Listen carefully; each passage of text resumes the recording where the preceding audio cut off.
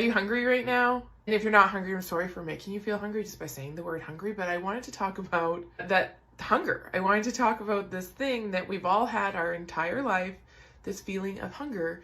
And I wanted to break it down for you into maybe this realization that there's multiple kinds of hunger. And one of the important things that we can do when we are on a wellness journey and we are healing our relationship with food is starting to understand those different types of hunger. Hi, I'm Amy. I am the founder of Chiquitos and a holistic nutrition practitioner for women, and I help women take back control of their wellness by helping them change their relationship with their body and with food. We all know what hunger feels like, right? We all know like that growly, grumbly feeling in the stomach.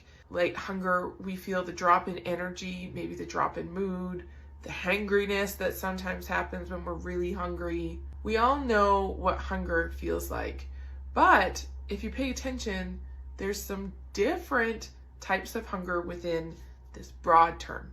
And I wanted to go over kind of the three main ones to help you maybe understand why you're feeling driven to eat. The most common type of hunger that most people feel in North America is blood sugar hunger, which means that you had blood sugar go up and you have your blood sugar go down as you're eating and not eating.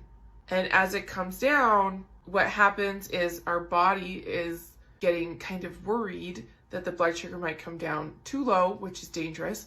So it says, bing, I think you're hungry. Here's the thing. The faster it goes up, the faster it comes down. The faster it goes up, the faster it comes down. And that's when we get that acute hangry, if I don't eat now, someone's going to get hurt feeling. That is a blood sugar hunger. And it doesn't have to be that way. 100% doesn't have to be that way. The second type of hunger is emotional, and that can break out into a few different categories. But ultimately in our lives, most of us, we celebrated with food, we cried with food. We found community within food.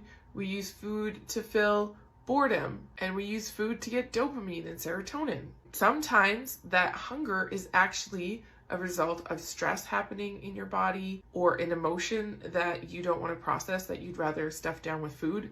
I get it. I spent my life doing that. And or the third reason you might be emotional eating is you might be struggling with some mood issues and food gives you that dopamine and serotonin hit.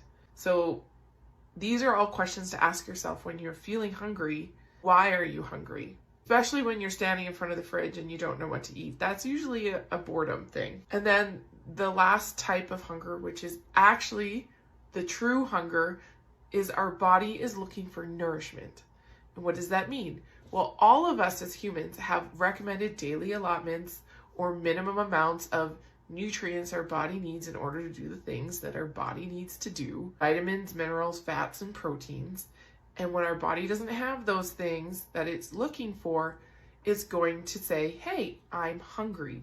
This is true hunger. So if you're looking for support in understanding your hunger, where it's coming from, what it means to be well fed, how to manage your emotional eating, how to get off the blood sugar roller coaster, I can help you with all of those things. So just reach out. I'm here to help.